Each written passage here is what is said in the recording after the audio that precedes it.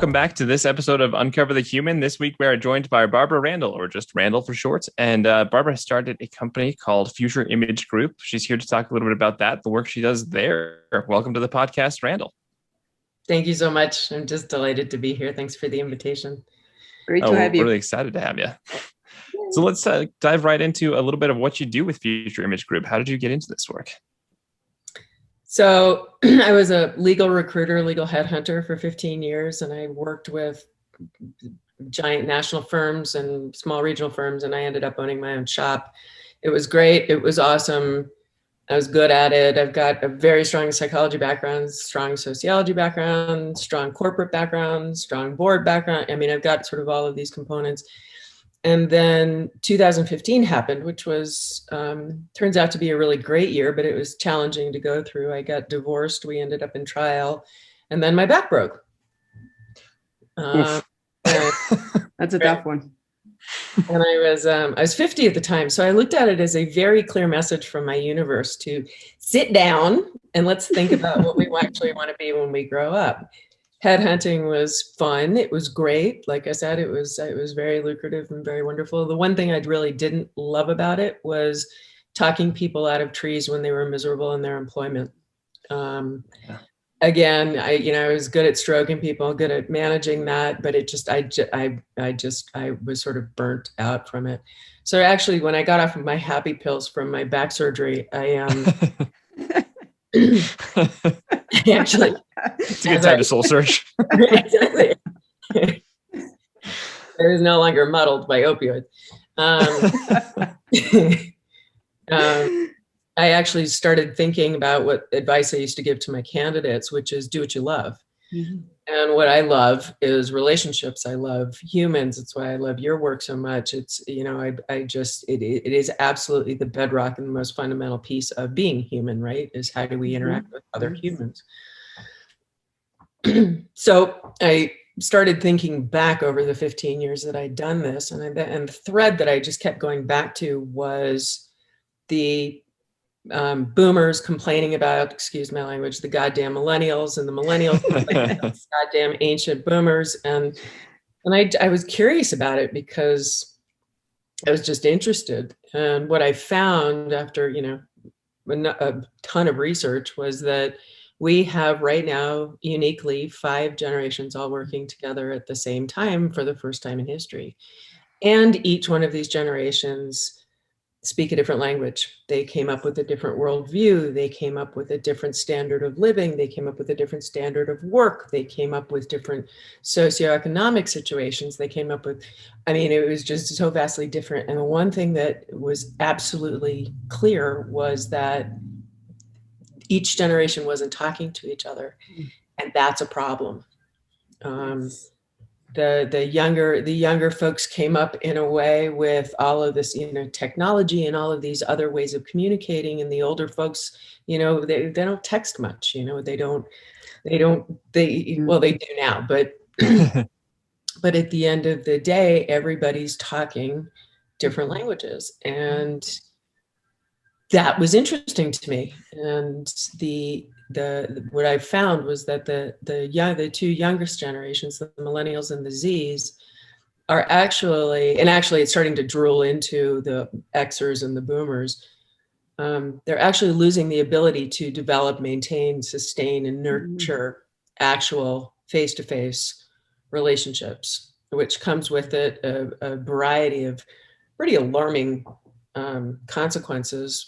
One is isolationism is up 40%. Suicide rates are up 15%. Suicide rates for people under the age of 18 are up 70%, which is hard. God. That is scary.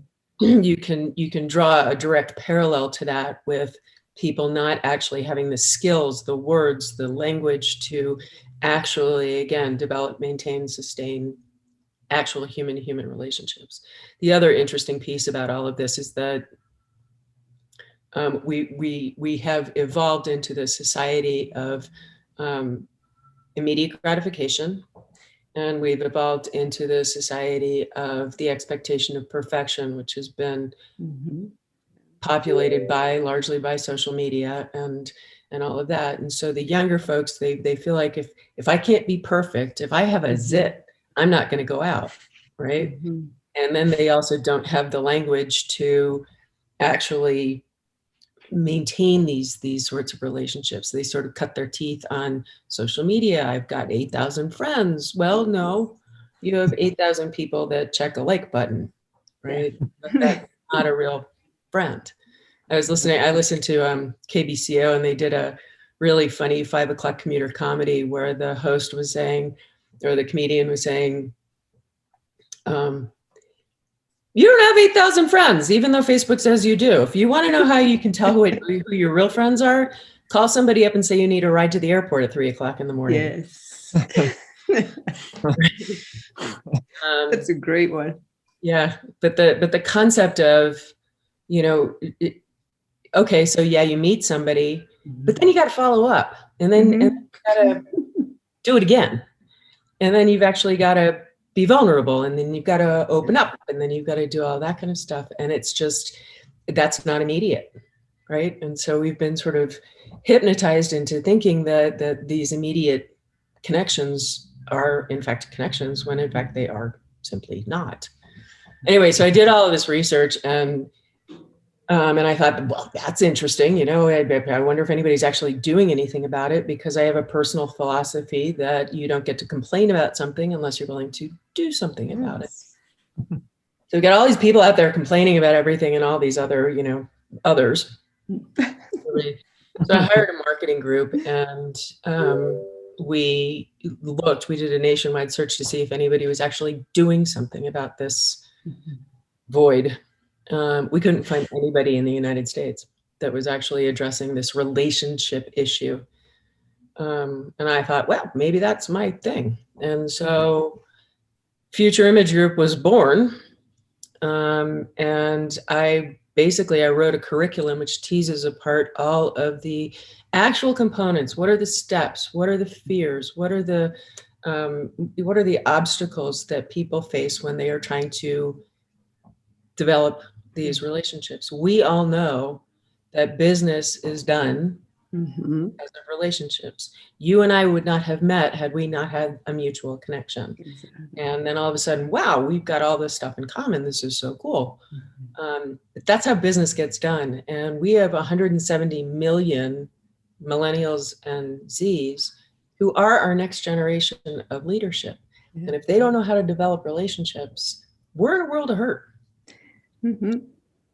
Slightly. Yeah, that's a good way of putting it.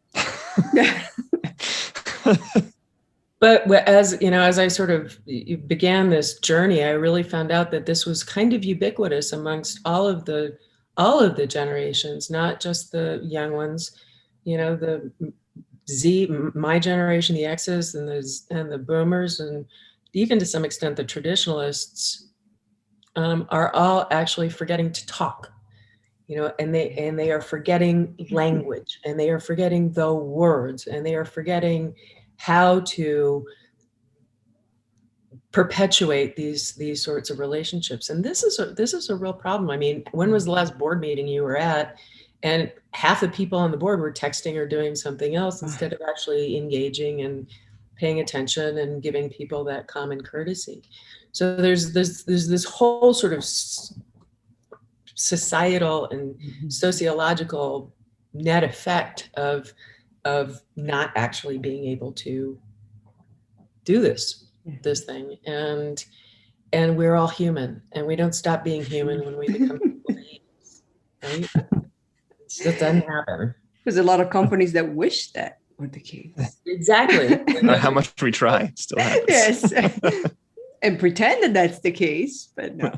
Right. Those are the people with really high turnover. And those are the people, and speaking as a former headhunter, I know that it costs between $170,000 and $250,000 to replace each employee and get them trained and get them up to speed.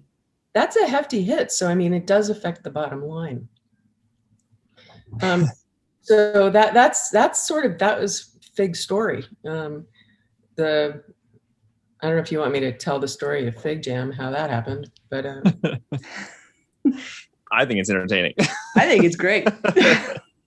So FIG is Future Image Group. This for some people know. FIG is that's where that comes from. And then FIG Jam. I'm sorry. My tagline is Join, Act, Motivate. So it's Future Image Group, Join, Act, Motivate. And so a friend of mine owns a family law practice, and she wanted to up her game. And I tend to run with some pretty big dogs. And she said, can you invite me to one of these events, networking events that you go to? And I said, absolutely. And so I brought her. And I saw her talking to a particular judge who has an extraordinarily high opinion of himself. And we went out for a glass of wine afterwards. And I said, I saw you talking to Judge so-and-so. What'd you think? And she was like, oh my God, totally Fig Jam. I said, Fig Jam? What is this, Fig Jam? And she said, fuck, I'm great. Just ask me. And we thought that was really hilarious. I thought it was really hilarious. And so we had another glass of wine. She called me on the way home and she said, I have the name of your company. I was like, what? She's Future Image Group with the tagline, Join, Act, Motivate. Big jam. On the back of every one of my business cards, just because it makes me smile every time I look at it. And you've got a great logo. It's a great logo. There's a jam named after it. Yes. A really good jam. That's a great story. Thank you. I love the idea of just doing work on human relationships, basically being more of a relationship management consultant, being able to understand and encourage people to understand how to, connect, how to have better relationships. So what does that work like in the in day-to-day, practice as Fig Jam? So there's zero that is unique or special in any topic in my curriculum. We talk about things like boundaries. We talk about things like being intentional. We talk about things like slowing down. We talk about things like multitasking. We talk about things like fear. We talk about wardrobing. I worked in the fashion industry a million years ago in New York, and before COVID, the wardrobing talk that I would give was my most requested talk.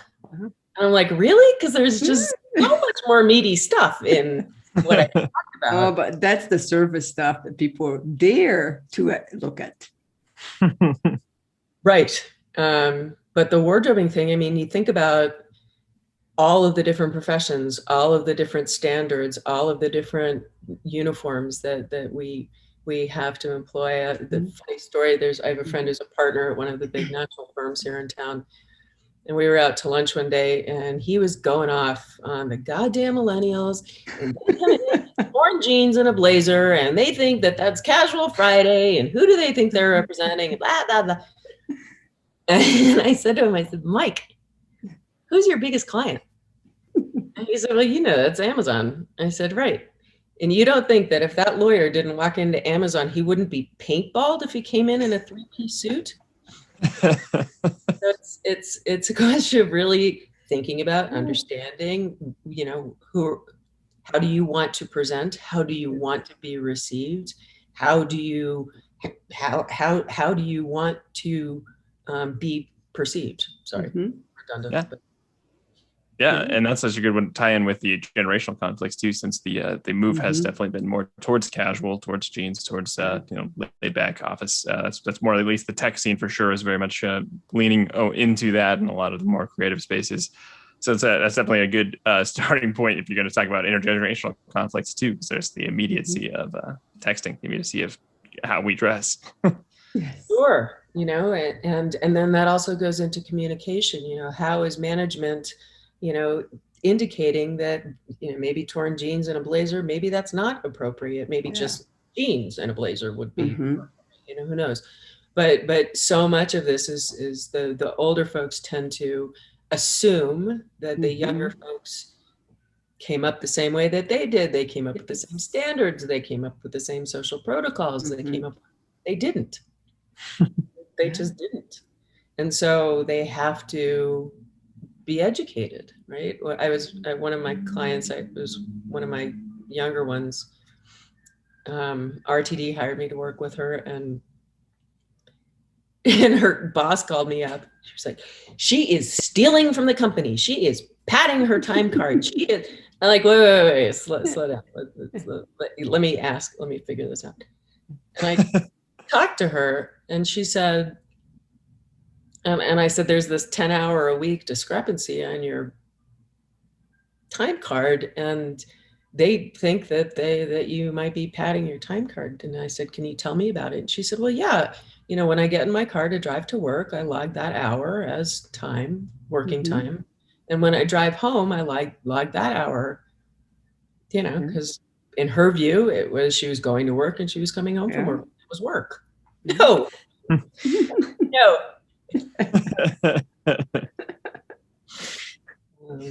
I assume that was well received. Yeah, she got it. She was like, oh, really? I don't get paid for that part? Oh, okay. She was fine with it. It was like, but that could have been this huge blow up. She could have got fired and that would have been on her record forever, and so much of this is really being intentional with what is the message you want to, what is the message you want to convey? What is the, what is the intention behind what you're trying to, help somebody? And there's also this sort of almost savage comeuppance of the older folks saying, well, nobody told me how to do it, so why should I help them? I figured it out. They can figure it out. Right. But you didn't come up with smartphones. Yeah. You didn't come up with social media, and you didn't come up. And when you had a question, you had to ask somebody what that question was. Yeah. You had to talk to people. You had to go to the library. You had to ask a librarian. You had to ask a parent. I mean, and that's simply not the case, which also goes back to the expectation of perfection. So the younger folks think, well, I should know this. Oh, yes. But you don't know what you don't know, right? And if you don't know the questions to ask, then you don't know what questions to ask, right? Well, and everybody else expect them to know. So how many times do we actually hear that I have a question and the answer is, well, you should know. Well, if I knew, I wouldn't be asking. So can we drop the should and can we drop the shame? And can you actually give me the answer? Well, and then that goes into the fear piece, right? I don't want to look like an idiot. I don't want to, I mean, we all felt that when we were coming in. I don't want to look like an idiot, Yeah, I actually hadn't thought of that in terms of asking for help, but, the earlier generations, the younger generations now came up with Google. That is where you go to ask for help. And you don't have to have, shame for not knowing any of it because you just type it into a search engine. But I had never thought of that as a means of actual communication too, in terms of developing relationships, because you miss out on that opportunity to communicate with somebody else, right? You don't actually ask anybody. You don't have the experience of letting somebody know that you don't know. And you don't have to, and you go ask the world's experts through a search bar. Right. But the other unintended consequence of that is you lose the ability to hear somebody else's perspective, somebody else's opinion, maybe maybe a different way of thinking about things, being able to, so we've become this very sort of narrow, oh, I have a question, Google it. Great. Oh, okay. I've got this medical symptom. Okay. I'm going to go to WebMD. Oh, okay. Right. I definitely have cancer. Yeah, I need brain surgery.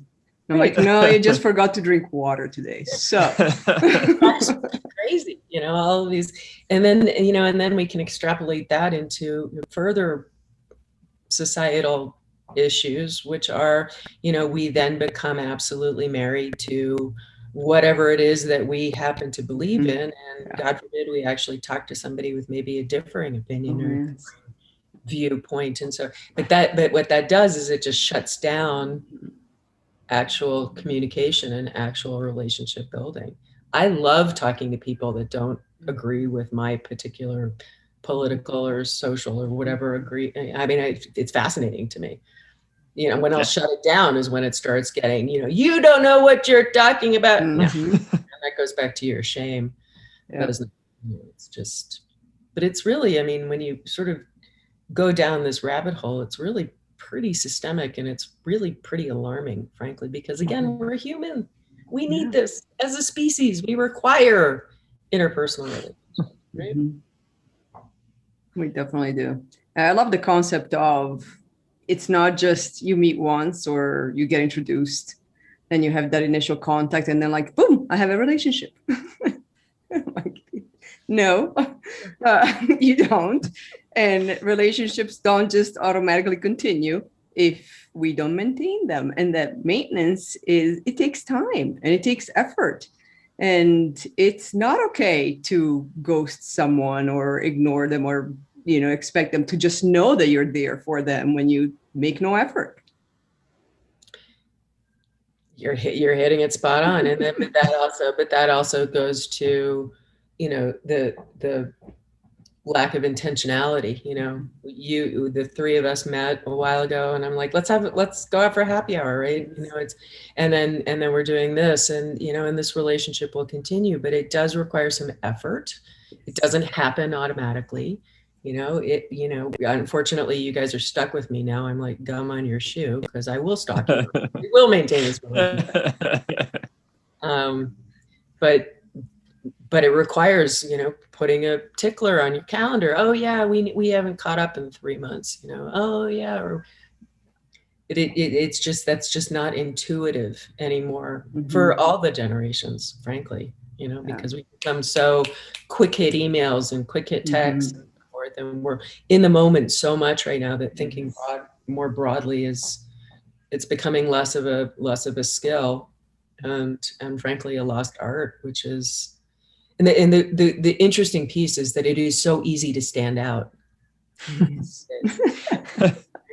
All you have to do is reach out every once in a while. That's true. It's that easy. Send a text saying, hi, hey, let's get together. How's it going? Right. And in the professional environment, talk to younger people, talk to the older people. They're there for a reason. They've achieved a certain level of success for a reason. Talk to them about it, learn from them, and the same with the older folks. Each generation brings such an extraordinarily unique view, vis-a-vis work, vis-a-vis life, vis-a-vis social life, vis-a-vis all of these really important interconnected pieces. Talk to each other, ask.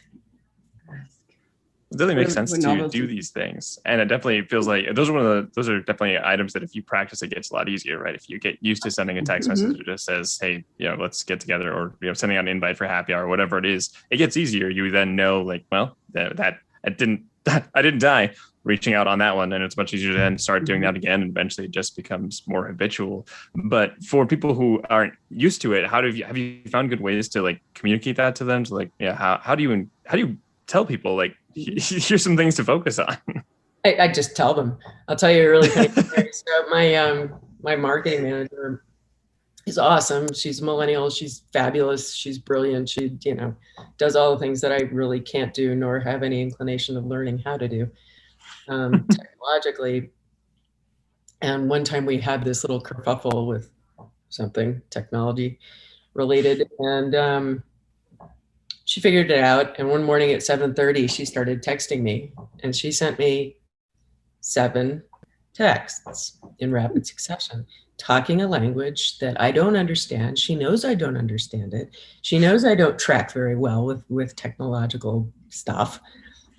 And after the 6th one, I called her up and I was like, pick up the effing phone.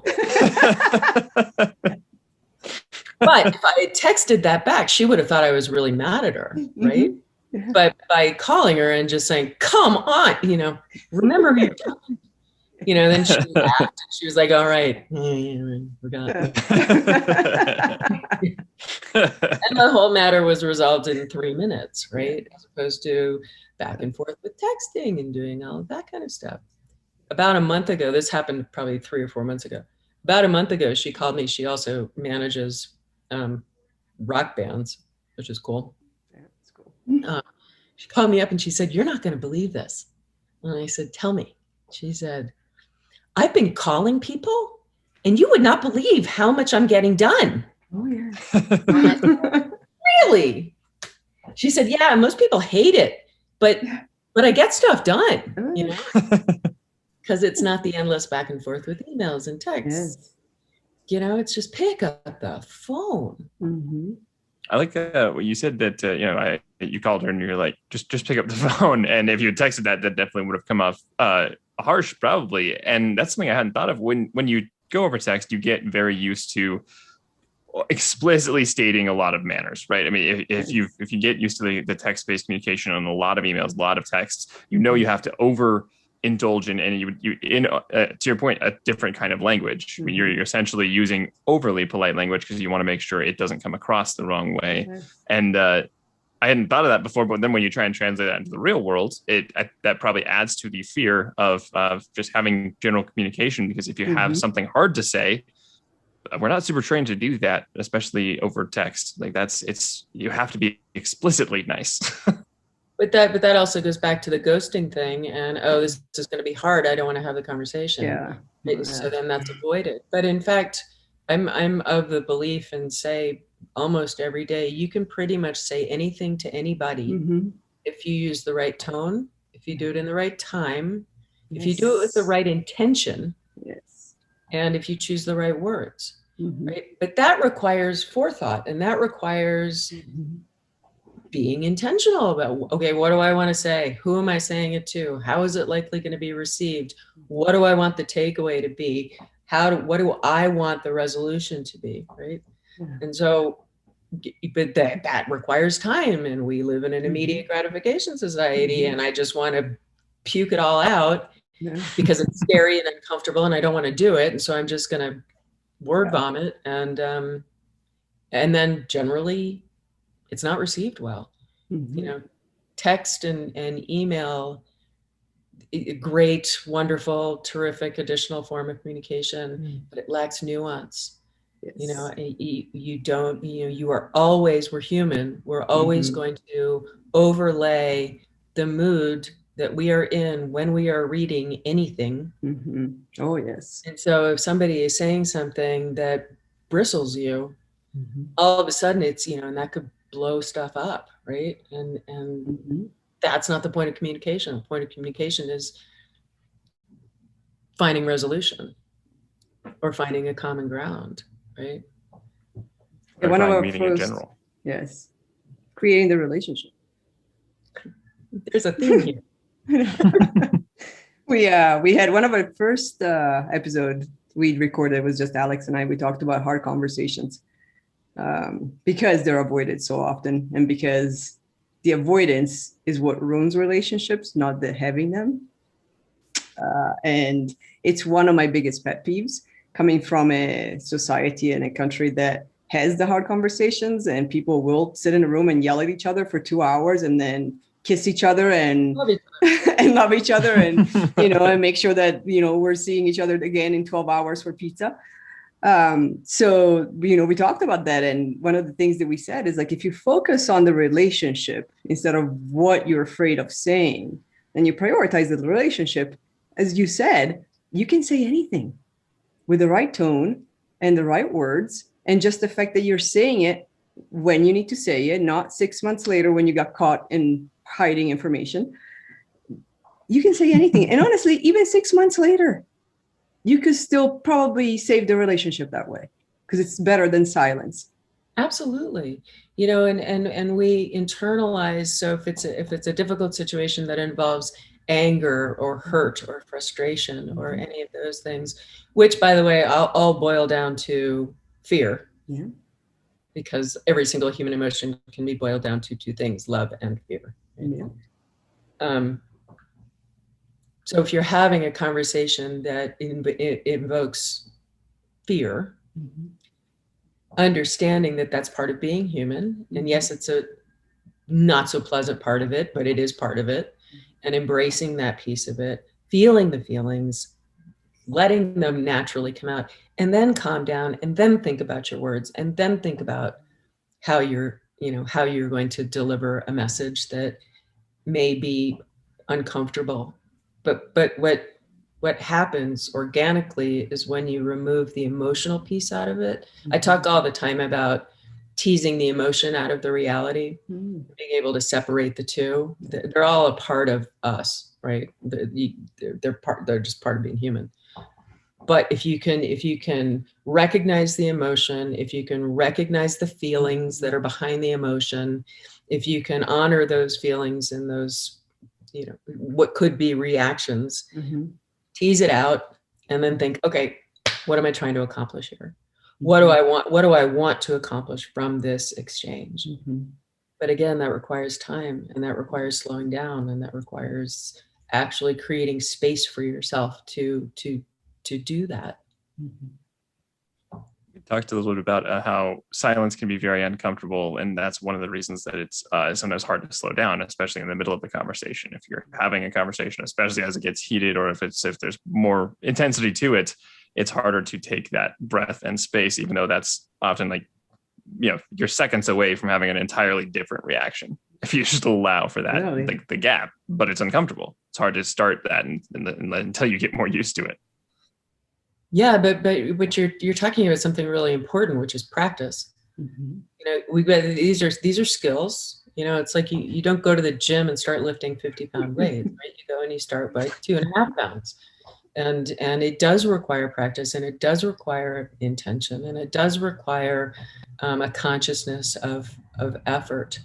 And again, we're losing practice, and we're losing skills. And so the more you avoid having a difficult conversation, or the more you avoid, even having any conversation or reaching out to anybody, the harder it's going to be the next time. And to your point, Christina, it's practice.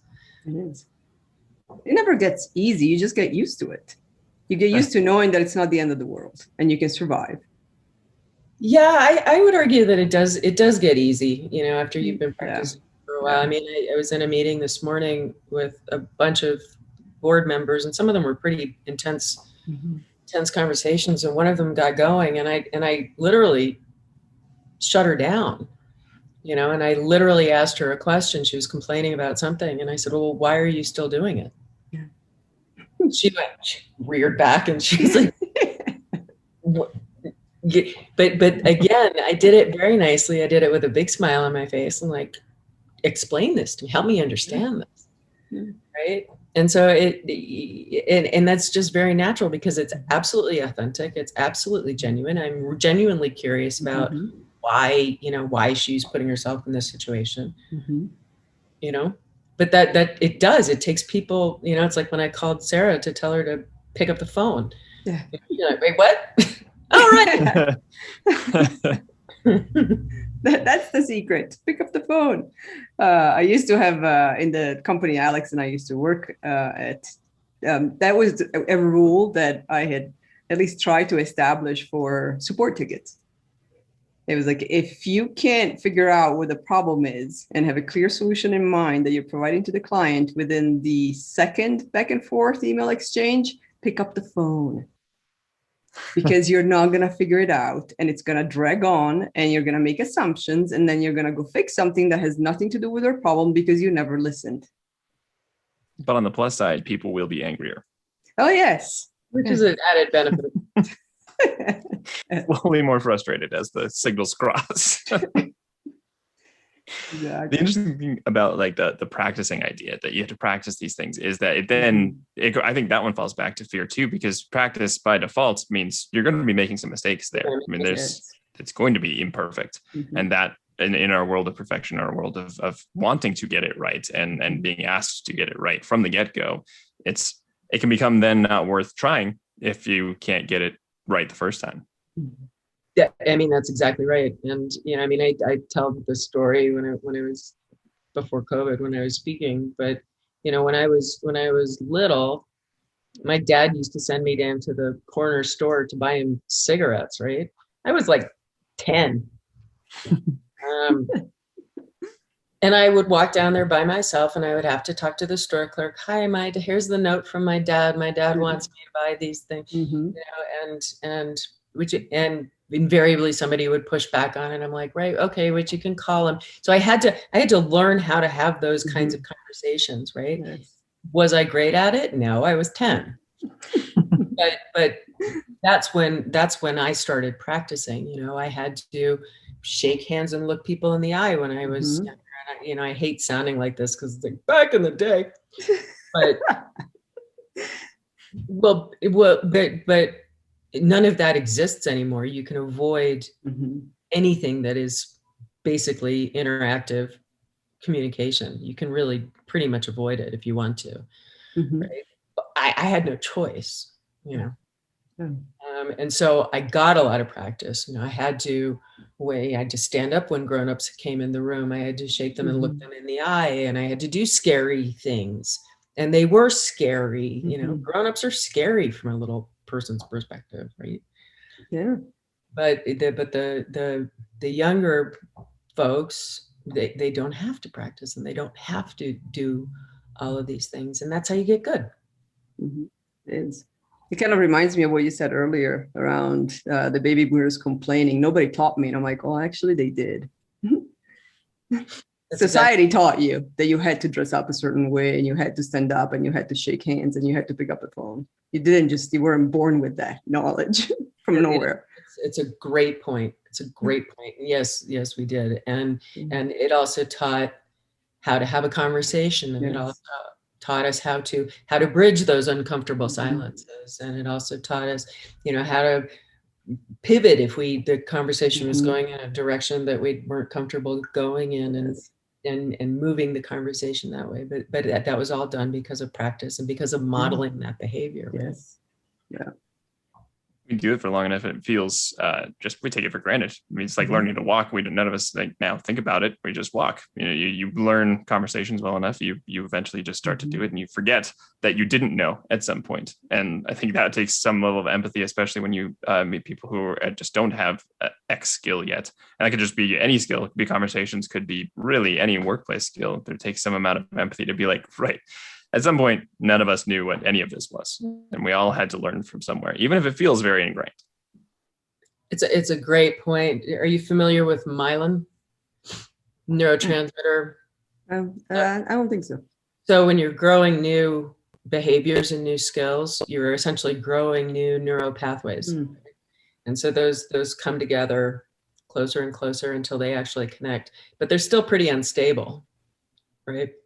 And then there's this stuff called myelin, which I always think of like adhesive tape, and it sort of goes around that connection. And the more you practice something, the more you actually do something, the stronger that connection gets, and the more comfortable you get with it. So I use driving a car. I mean, I remember my first driving lesson, I was sweating, shaking. The teacher was telling me, no, don't do that. No, stop.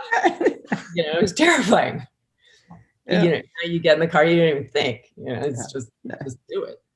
So it's exactly what you were just talking about, Alex. It's, getting comfortable with, but that requires a little bit of discomfort at the beginning. It's a good point, and it's a good neuroscience reminder for why habits can be so helpful or so powerful. Anyway, I mean, you get that smooth feeling of just, okay, now I can just do this. These things feel just more natural.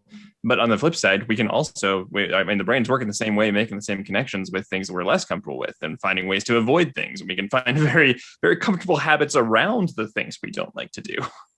It's spot on. That's exactly right. And that's just the converse, but that's a damaging converse, I think, because that's what keeps us from actually getting out of our comfort zones and actually doing stuff that isn't comfortable and so forth. Because we can. I mean, that's the beauty and the curse of all this technology. We can. We don't have to ask anybody what something means. We Google it, right? Yeah, and then see how that works out. Long term, not short term.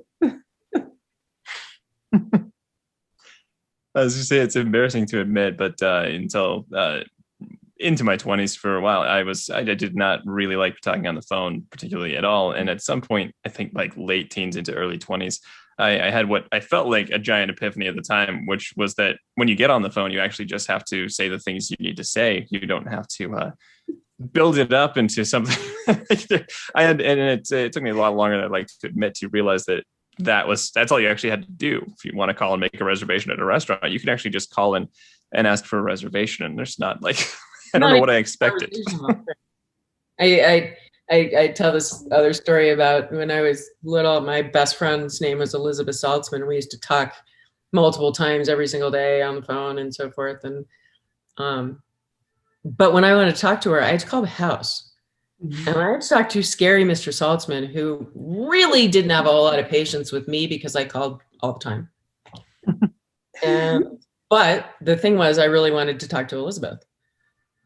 Hi, Mr. Saltzman, it's Barbara Randell. Is Elizabeth around? You know, and he would sometimes hang up on me, and he would sometimes get Elizabeth. But it was a conversation because Mr. Saltzman was scary. Oh, I remember those days of calling. And then you've made it when you don't even have to finish the sentence. As soon as they say hello, you say like, hey, it's Christine. And they're like, yeah, getting her. Yep, yeah, exactly. But if you think about it, you know, my son's 26 and he has spoken to parents because he's my son and I make him, but he's never had to actually call the house. Oh my God. Right? And so those, you know, that goes to manners, that goes to courtesy, that goes to how do you address a senior person? How do you, you know, and all of that, and those are all neurotransmitters that we're all developing and growing, to your point, Christine. Yeah. It reminds me of the funny. Oh, go ahead. I was going to say, how you make an ask? You say, I would like to talk to. Yeah, how you make an ask. It reminds me of the fact that in Italian, we have the formal way of talking to people and the informal way of talking to people, the you and the he and she. And I grew up, I'm old enough that I had to use the formal for anyone, regardless of age, that I didn't know, unless they were younger than me.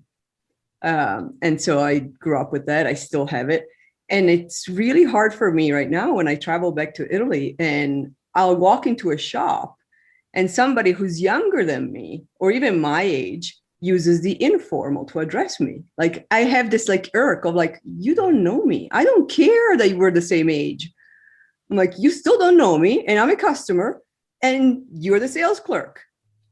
No, you don't get to say you get to say she to me. But it goes to the casualness, you know, there is, which is good and bad, right? It's like everything else. It's a plus and a minus. I mean, you know, I like the fact that my sons would call me by Randall and I, you know, I like that. I never wanted the Mrs. or whatever, anything else. But I agree with you. I feel the same way when somebody comes up and says, hey, you, it's like, I don't know you. What are you talking about? Well, also because back when it was still, and there's still some people that are raised that way and use it, but when I grew up, you know, Italy is all about relationships. I mean, the whole concept of like business is done through a relationship, that's where it all comes together. There is no other way to survive or do business without relationships there. And so when you got to, as a young person, address an older person, whether it was a shop owner or somebody's parents, or whoever it was, with the informal way, that's when you know the relationship was deep. That's when I get priority when I go to the shoe shop in my hometown, because I get to walk in and say, ciao, Enrico, instead of saying buongiorno. And he will drop whatever he's doing and go get shoes for me, no matter how many people are in front of me. You raise a really important point, because those are nonverbal, unspoken social cues that indicate the level of your relationship, right? And those are also nuances within relationships that are really being kind of lost. Yes, it's sort of ubiquitously casual, right? Yes.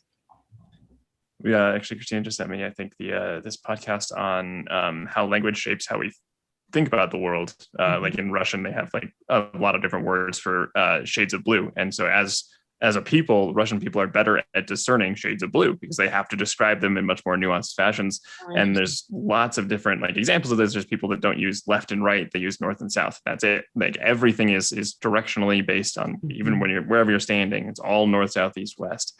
And I was thinking that when you're talking about Italian and having like a more formal version and a less formal, like the language itself, where we're trained to think of how well we know about people, how well we know somebody in how we talk to them. And that's an interesting, I don't think we really have much of that. It's not a nuance we really have in English. We have you.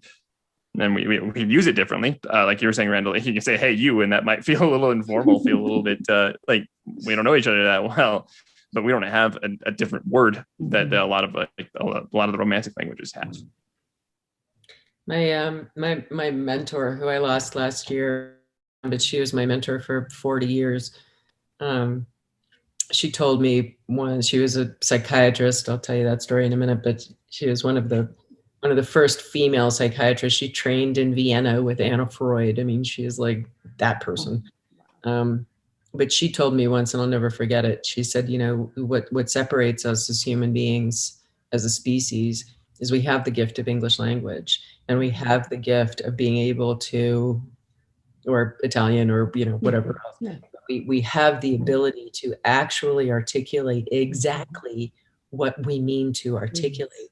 But we've gotten so lazy, and we've gotten so texting, emailing, you know, I mean, we've just gotten so out of practice from actually thinking, slowing down, thinking, okay, what do I want to say? You know this, Alex, as a writer, you know, I mean, I write, but I always write with a thesaurus open, just because I want to get exactly the right tone. I want to get exactly the right nuance in the words that I choose. And I get this comment, I'm sure you do too. I get this comment all the time. You've got such a great vocabulary. Well, I do. I have a thesaurus, but I also know how to use it. And I also know what it is that I want to say. What are the words that I want to use in order to say it, to convey exactly what I'm trying to articulate, right?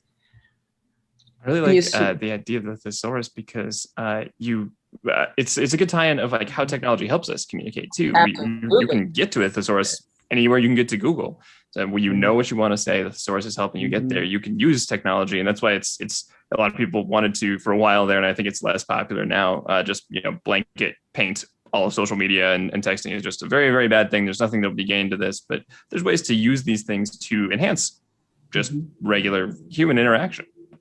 It's a fine point, and it's like with anything else, you know, some of our most wonderful qualities, some of the most wonderful tools that we have can also provide the most vulnerability and can be very damaging, right? And so it's like anything else, it's finding the balance.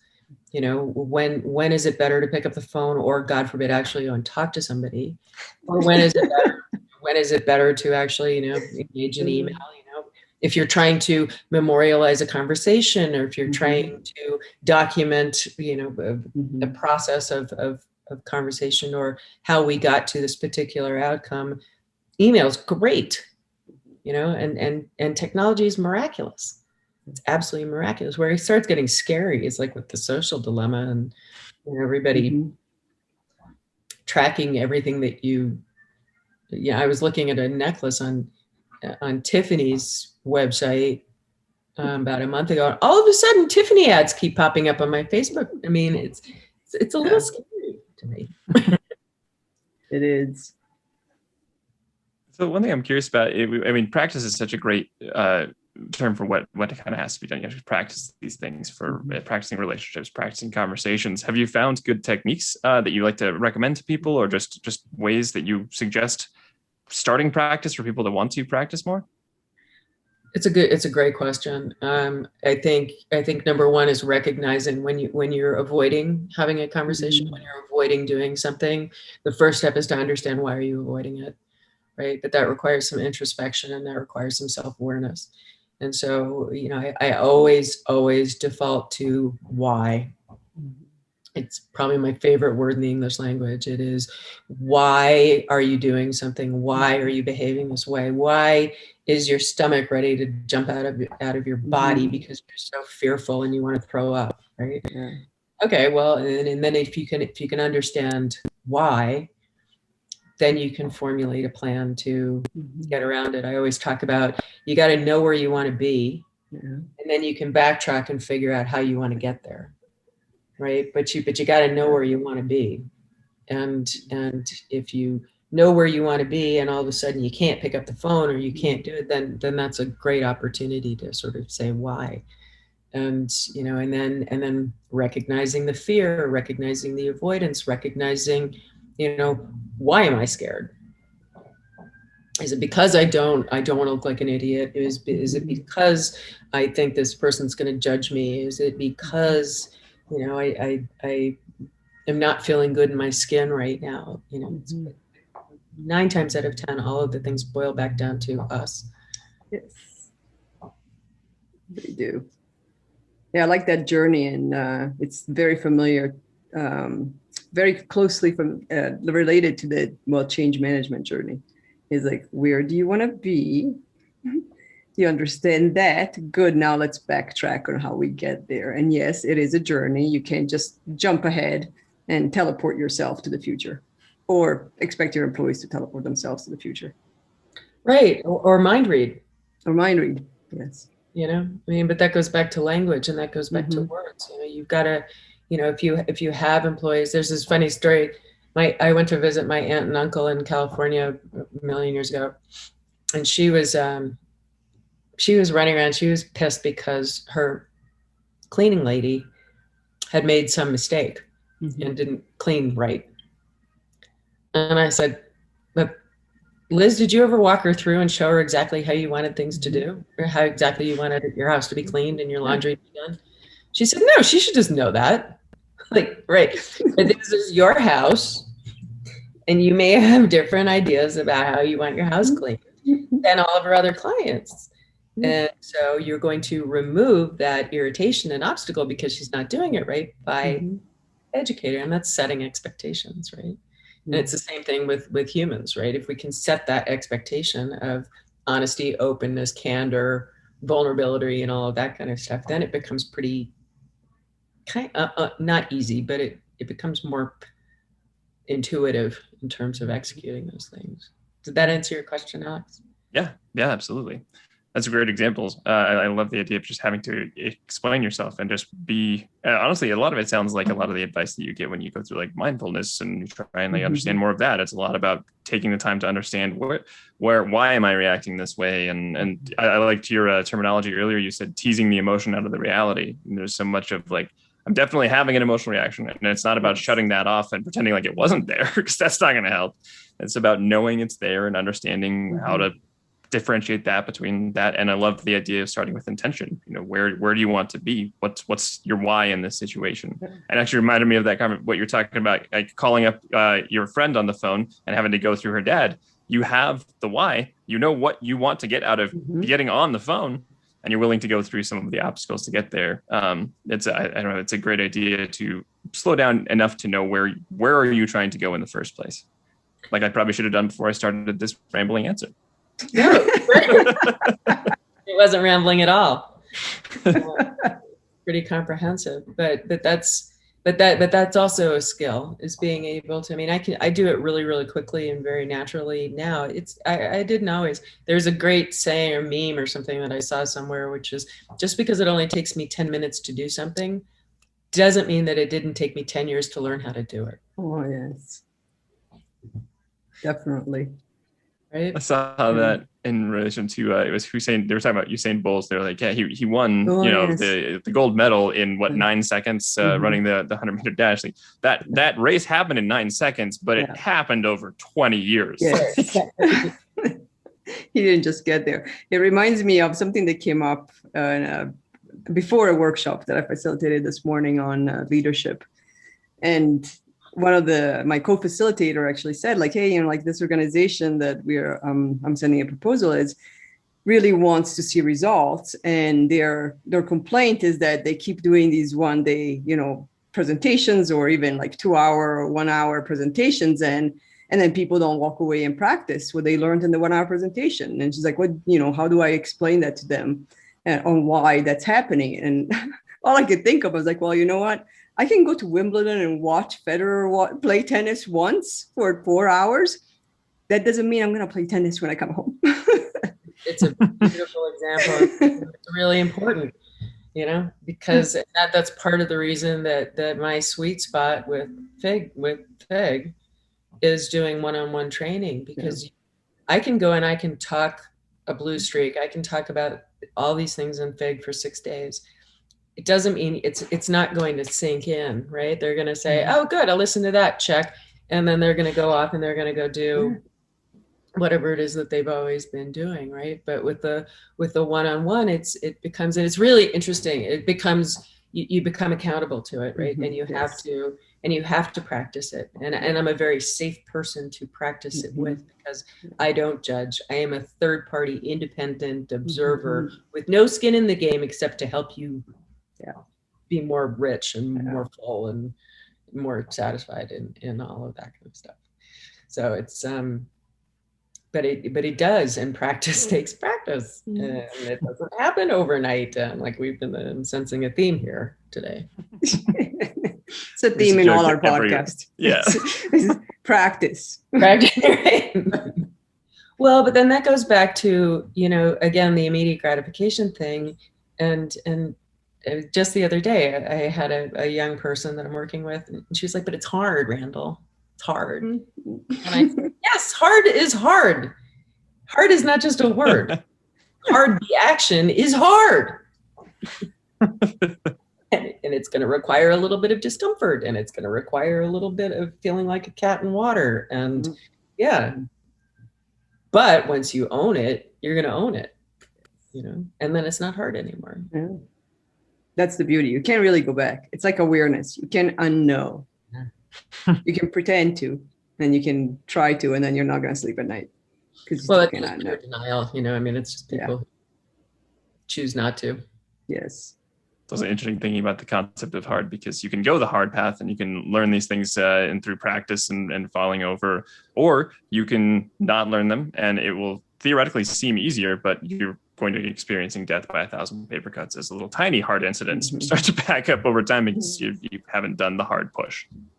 Right. And as I think we talked about recently, the universe has this amazing ability to keep giving you the lessons that you need to learn. And if you get it, you're going to get another lesson. And there's no judgment. And they're not saying you're a terrible person because you didn't get it. It's just, okay, let's try again. Let's make it a little bit different this time. Yeah. I think Oprah actually talked about that in one of her podcasts. I think I heard it on. It's like the universe will just kind of slowly tap you on the shoulder. And then if you ignore the tap, it'll be they'll kind of talk in your ear. And then if you're talk, and it keeps going until a brick wall smacks you across the head. Right. A 2x4. Yeah. You're going to get it. Yeah, but I love thinking about it that way, because it's kind of benevolent, right? Yeah. It's not critical. It's not judgmental. It's just, nope. Yep. We got some more work to do. Okay. Here's another opportunity.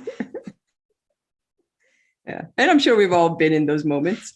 I had sorry, go ahead. Oh, sorry. We all froze for a second there. But we've all had those moments or those episodes where I didn't really learn until now. Yeah, the brick wall just hit me hard. And now getting up is harder. It gets your attention. I talk about the 5 stages of change, which goes back to your question, Alex, about what are actual specific things that you can do. The first stage is you don't even know you're doing anything that other people might find odious or awful, or so you're just sort of skipping along doing your life. And then all of a sudden you get your first tap on the shoulder and it's like, oh my God, I do that. Oh my God, I do that. Right. So the second phase is awareness. The third phase is you catch yourself right after you exhibited the behavior again. And it's like, God damn, I did it again. And then the fourth phase is you're able to catch yourself before you do it. And then the fifth stage is you got a lot of myelin in those neurotransmissions. You don't even think about it anymore. But the point is that it is a process. And that's the practice, right? And that's the self-awareness that you have to have. It's, oh God, I'm doing this awful behavior that I don't really want to have be part of me, right? And then catching yourself. It's a good reminder that it's normal to not get that one. It sounds like you learn it one day. You're like, oh my God, I do that. Well, I'll never do that again. And done and done. No, it's a process, and it can help diffuse some of the shame that would otherwise come, because there is definitely that feeling of like, crap, I did it again. And you can either go more self-punishing at that point, or you can be like, okay, well, I recognize it. Got to be able to step and move forward. You can destigmatize it to yourself a little bit too, and allow it to be okay, because nobody gets that just off the bat perfect. Absolutely. And that goes back to, delivering a message with time, tone, intention, and words. The words you speak to yourself are just as important as words that you speak to other people. And if you've got the tapes running in your head that you're a terrible person, and oh God, you did it again, you idiot. All that does is it's just self-defeating, right? It's demoralizing, and nobody does well under intense criticism, and I'm no exception. 9 times out of 10, our worst critics are ourselves, right? On having that grace for others too. So like avoiding that, like, well, you should know because I've told you twice already. I'm like, oh. Thanks for the shame again. And I wouldn't ask if I didn't know. So can we just move forward to the answer? I personally think the word ought to be removed from the English language. Thank you. It is completely removed and taboo as part of our company. Should and just are not allowed words. I love that, because it's inherently shameful. Yes. It's inherently demeaning and belittling, and That's a great one, because that was actually, I think, even in the TED Talk on language, they're talking about how the English language can be pretty oriented towards blame. Like when we talk about like somebody knocking over a vase or something and breaking it, it can be something where in a lot of other languages it becomes like the vase broke, whereas in English we're like, she broke the vase. we have the direction, we have the should, we have the implied. There was another path that should have been taken. That there's blame to be had, essentially, and it becomes something that kind of helps inform us a little bit, probably more than we think. That maybe the world isn't as full of intention and action and blame and shame as we like to infuse a lot of our conversation with. So it's really interesting, and it makes me think of how centric we are, and how, because all shame is, when you're throwing shade or when you're blaming somebody else, all you're doing is absolving yourself from any responsibility. Right? Yes. Yeah, it is. And so much of that is, I can't be wrong. Yeah. As opposed to, oh damn it, I broke the vase. Right? It's so true. Yeah, shame is a whole nother podcast, frankly. Oh my God. Yeah. We've done one, and it needs its whole season. Yeah. Season of shame, that'll be very popular. Let me tune into that one. 52 Shades of Shame. Is it 52 or just moving up that number?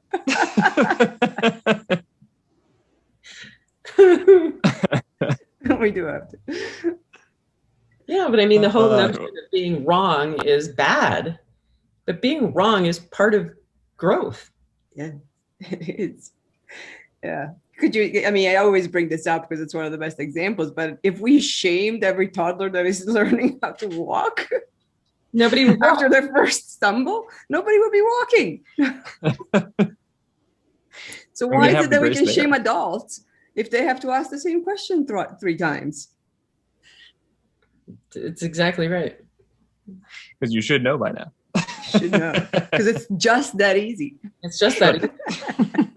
And clearly you are thick if you can't figure it out.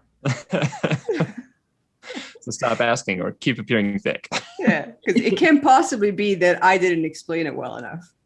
No. Never happened in my life. Perfect explanations every time. Of course. And I was able to read your mind about exactly what you needed to take out of this conversation. So I gave you the exact information that I knew you were going to need. I knew you exactly. I brought your personal lens on the world and found out exactly where this would hit your ears. Yeah. And by osmosis, I also gave you all my skills that you didn't have to understand the context to begin with. That'd be nice. We just resolved all world problems with that. Yeah. Yeah. The American Indian, we still have to work on that. Indeed. Well, this was a wonderful conversation, which I'm sure could go on for many, many, many, many hours and weeks. I think we have lots of topics. Well, I mean, I love talking with you too, and I love finding kindred spirits in people who are sort of swim in the same swimming pool as Fig does. So I'm grateful to both of you. Thank you. We're glad to find other people. We love expanding the circle. It's always fun to meet people. It's great. And we'll definitely need another happy hour soon. Yes.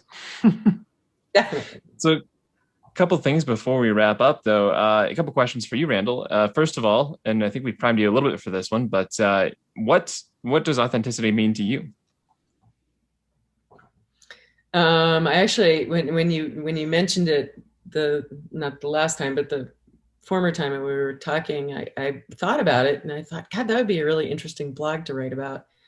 So I did, and that's on my website. But to me, it really boils down to sort of stripping away other people's opinions and stripping away and finding what's important to you. And I talked about in the blog that, when we're young, we don't have the ability to self-evaluate. We don't have the ability to determine, we don't know, we're young. We don't have anything to gauge any kind of behavior off of. So we pay attention to our parents and we pay attention to the grownups, and they're telling us, yeah, you should be doing this or you shouldn't be doing this. And that's all great. And then as you start to grow, if you're interested in finding authenticity, you start to eschew some of the things that maybe don't exactly jive with the way you see the world and maybe don't comport with the way that you want to conduct yourself.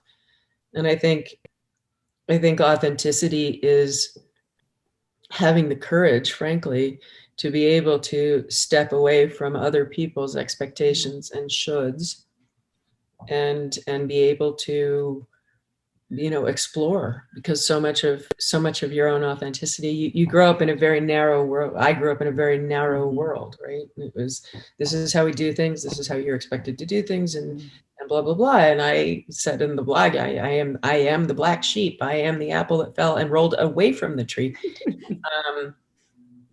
But it was because this is how we've always done things, it just never satisfied me. And so I struck out on my own, and I started watching other people and seeing how they interacted and what felt good to me and what felt terrible to me, and who did I respect and who was really kind of an awful human being, and all that. And from all of those different pieces, sorry to bring this back to me, but that's the best way I can use it, I can describe it. But I was able to sort of piece together all of these different types of characteristics from a huge myriad of people who influenced my life, good and bad, because some of, I say that every single human being, every single experience, every single situation is a teacher. And if you choose to extract the lessons from that teacher, good or bad, all you can do is continue to grow. And I like to think that I have been able to extract different characteristics, different ways of thinking, different, what felt good, did it feel good when my Aunt Marilyn said, "Hi, Barbara, it's so good to see you." Yeah, that made me feel good. And so I sort of wanted to adopt that warmth, right? And so, and I'm old. I mean, I'm going to be 57. So I've been doing this for a long time. But what I realize is that I have pieced together all of these different characteristics and attitudes and strengths and weaknesses and all of that. And I believe I have, or at least I'm very well on my way to finding my authentic self, to be actually being actualized. But it was conscious. When I saw behavior that I thought was terrible, I said, never going to do that, or I'm going to try never to do that, right? If I saw things that I really loved and made me feel good, I tried to adopt those things. And I did it. And I'm really proud to say that with my son, he is my pride and joy, because I made a commitment the day I delivered him, which was, I'm going to break the chain of dysfunction and all of this other ick that was going on. And I did. And the way I did that was by not being judgmental, recognizing that he is a small human and does not know how to do things, being empathetic when I needed to be, redirecting him when he needed it, without shame, without guilt, without anything else. I tell people all the time that I've lost my mind with my son exactly 4 times in his life. And he can tell you every single one of the reasons that I lost my mind. But 4 times in 26 years, I used to get beaten daily, you know, I mean, so, well, but the point is that I reinforced him as a human, as a person, as his own person. I didn't tell him, no, don't think like that. It's, oh, wow, that's really interesting. Talk to me more about that. Right. And so, and he's a lovely human being. Did he go through what every male goes through between the ages of 18 and 24? Yes, he lost his ever-loving mind, because he's a male young adult, and that's what happens with male young adults.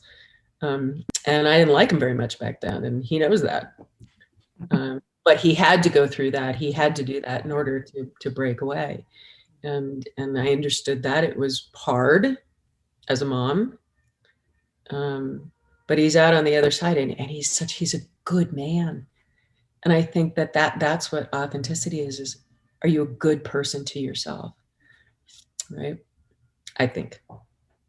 Sorry, that was probably a longer answer than you expected. I love that definition. No, that's fantastic. Yes. I really love several aspects of it. I love the intentional aspect of it, talking about practicing and seeing what works and doesn't work, and understanding lessons, good or bad, as just constantly being available to you.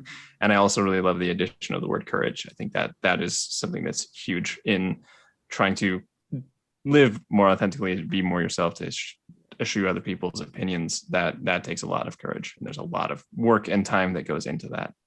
And one word that I do want to mention, because you brought it up in your blog, is you called it the process of authenticating. And I love that. Yes. That's a great term. Thank you. But it's a process. It doesn't happen overnight. But it's fun. A journey. Practice. It's practice. We have a thread. Yes. And the blog is fantastic. So highly recommend everybody go read it. And that leads us to our other question for you. Where can people find you, and where can they find all your work? futureimagegroup.com, all one word. The blogs are under the resources tab, and it sort of gives a nice overview of what we do and why we do it, and why it's important, because it's important. We're people, we're humans. Yes, I was just as we're wrapping up, and this always happens, but I was commenting on somebody's LinkedIn post today on the difference between, you don't call them hard skills, they're technical skills, and they're not soft skills, they're people skills. And then he went on to explain some and elaborate on that. And my comment was like, yes, and people skills are essential. They're not optional unless you are a person that has zero interactions with other humans because you live alone on Mars. So I sometimes refer to it as the technology of being human. Yes. It's always a sort of head snap for people. They're like, wait, what? Yeah. I like that term. Yeah, I do too. Technology of being human. Can't skip it. Nope. No matter how much you try. Yep. This was so great, you guys. Thank you so much. Thank you so much for joining, Randell, and thank you everybody for listening. Yes, thank you everybody.